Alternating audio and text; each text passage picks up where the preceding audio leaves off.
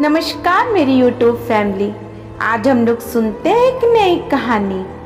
आज शादी के बरसों बाद दिवाली पर अपने गृहनगर में हूँ। पति का कहना था कि दिवाली तो मुझे हमेशा तुम्हारे साथ ही मनानी है, तो दिवाली पर कभी पहुँच ही नहीं पाई। दिवाली के दूसरे दिन सुबह तड़के ही मेरे 60 वर्षीय शरीर के अंदर छुपी 10 वर्षीय बालिका मायके की हवा पाकर गुनगुनाने लगी। चलो उठो, चलकर सारे दीपक बीन कर लाने हैं। जितने ज्यादा दीपक साल भर, उतनी ज्यादा खुशियां अपने नसीब में होती हैं। ऐसा दादाजी कहा करते थे। आज समझ आता है, शायद वो इसलिए कहते होंगे घर सजाते समय, दिए लगाते समय तो हम कहीं भी चढ़कर दिए लगा लेते हैं, बाद में उन्हें वहां से हटाएगा कौन। खैर, जो भी, हमेशा मेरे पास ही दिए ज्यादा रहते थे। शायद मैं दादाजी की बात पर विश्वास करती थी और साल भर सबसे ज्यादा खुश रहने के लिए सबसे ज्यादा दिए बटोर लाती थी, यहाँ तक कि आजू बाजू अड़ोसी पड़ोसियों के घरों के बाहर भी।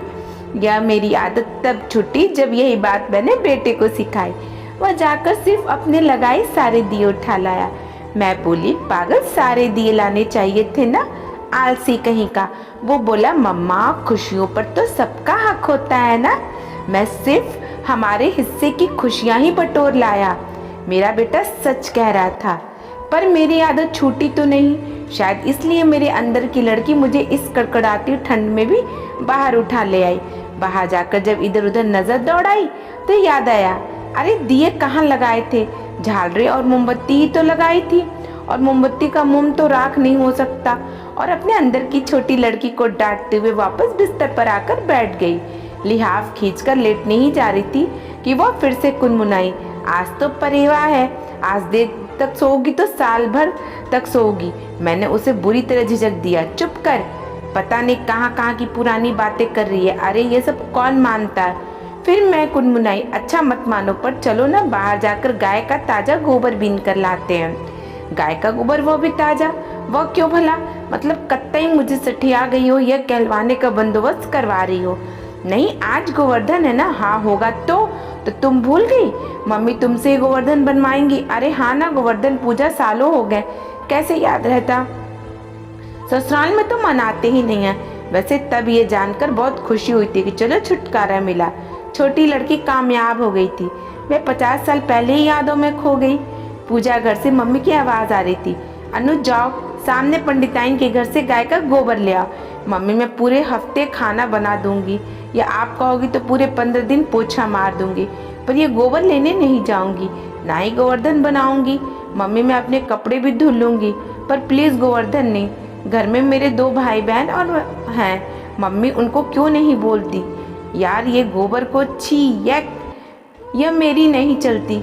50 साल के बच्चे माँ पापा की ही सुननी पड़ती है। रोने का शिकायत का फायदा नहीं है, और कूट दिए जाते थे। मैं मुंह बनाकर जाती, गोबर लाती, फिर मम्मी के साथ आंगन धो पोंछ कर गोवर्धन बनाने बैठती। पहली बार छूना महा कठिन लगा, मानो गले पर छुरी रखी है। उसके बाद फिर घिन दूर हो जाती है। मम्मी भी उठकर चली जाती, मैं अकेले पूरा गोवर्धन बनाती। बड़ा सा घर, सूरज चंद्रमा चकिया चलाती, देवरानी जिठानी धान पछोड़ती, दादी रोटी बनाती, औरतें गाय बैल गंगा जमुना चारों कोने में 4 बखार के घर धान से भरा रहे। घर के बाहर मूंछों वाले दरबार, जिनका हमेशा किसी मामा की उपाधि मिलती, उनको हाथ में मोटा सा डंडा घर की रखवाली के लिए। घर के बीचों बीच में बड़े से गोवर्धन बाबा, उसकी बड़ी सी नाभि, उसमें दूध भरा जाता था। उस पर सरसों के तेल का दीपक रखकर साल भर के लिए काजर पाटते थे। एक मजे की बात, आप विश्वास करोगे या ना करो, मम्मी उस काजल को देखकर बता देती थी कि इस साल घर में किसी को लड़का होगा या लड़की।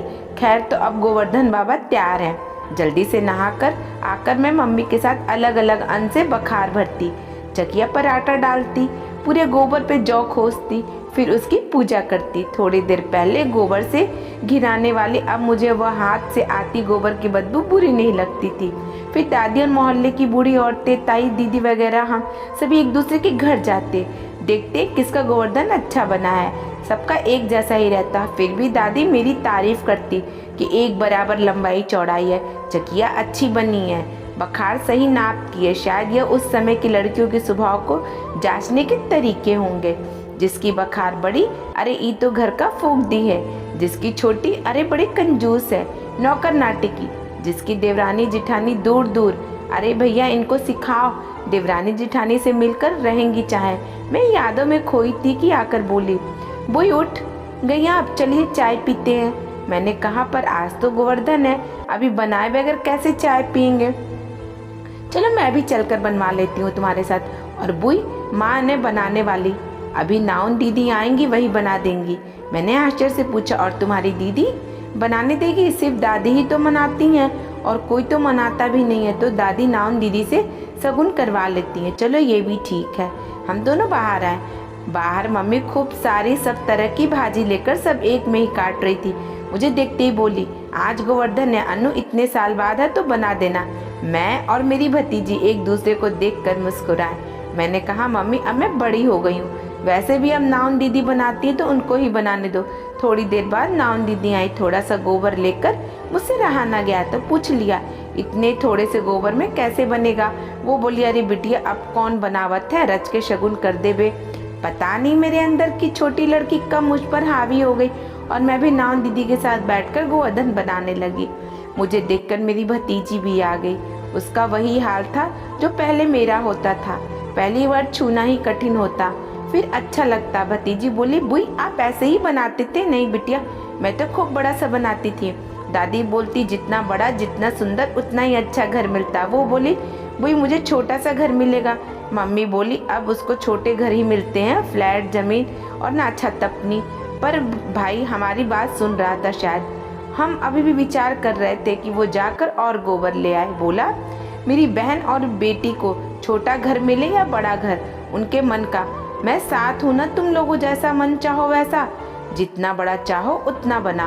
अब नाउन दीदी हट गई थी। मैं और मेरी भतीजी चकिया पीसती, रोटी सेकती, धान पछोड़ती, औरतें बना रही थी। साथ ही साथ में दीदी की कई बातें पुरानी मान्यताओं के बारे में उसे बताती जा रही थी। आखिर ये मेरी जिम्मेदारी थी नई पीढ़ी को पुरानी पीढ़ी के बारे में बताने की। मेरी भतीजी ने तभी कुछ बनाया। मैंने पूछा, यह क्या है? वह बोली, उस समय में औरतें जो काम करती थी वही बनाती थी। मैंने आज की औरतें जो करती है वो भी दिखा दिया। यह है लैपटॉप पर काम करती औरतें। मैं मुस्कुरा दी। यह है आज की पीढ़ी, पुराने संस्कारों को नए विचारों से पोषित करने वाली। मुझे खुशी थी हमारे रीति रिवाज समाप्त नहीं होंगे, वह सुरक्षित हाथों में सौंप दिए गए। आपको मेरी कहानी कैसी लगी जरूर बताइएगा, और पसंद आए तो लाइक कमेंट और शेयर, और आप मुझे फॉलो भी कर सकते हैं। आपके कमेंट, आपके सुझाव मेरे लिए बहुत मायने रखते हैं, इसलिए दिल खोल कर सुझाव दें। धन्यवाद।